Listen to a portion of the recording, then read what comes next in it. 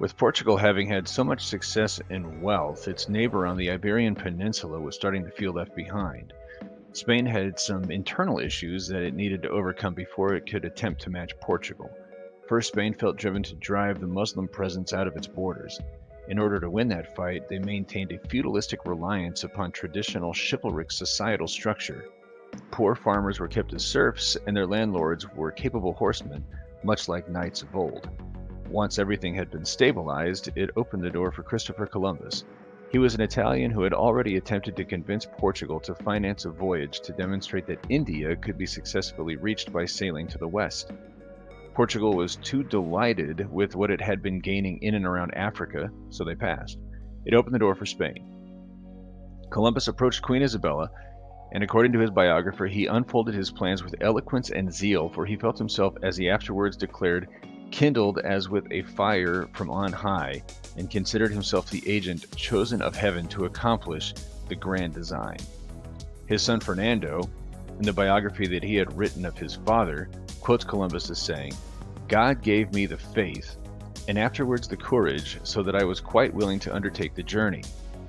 And in his will, Columbus wrote, "In the name of the Holy Trinity, who inspired me with the idea and afterwards made it perfectly clear to me that I could navigate and go to the Indies from Spain by traveling the ocean westward."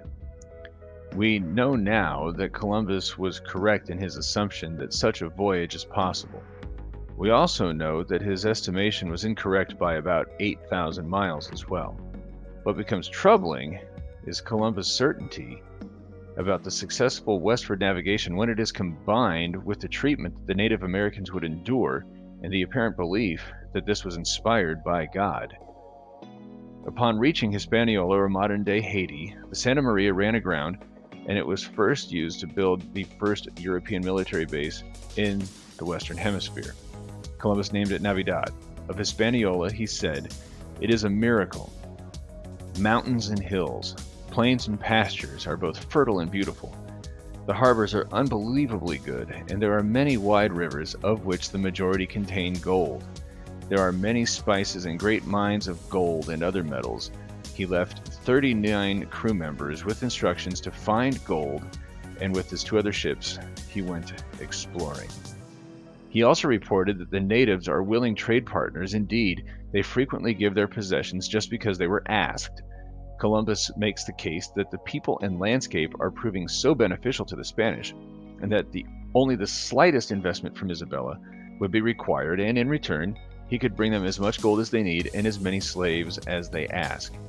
Columbus ran into two horrifying problems, though. First, there was no gold to be found.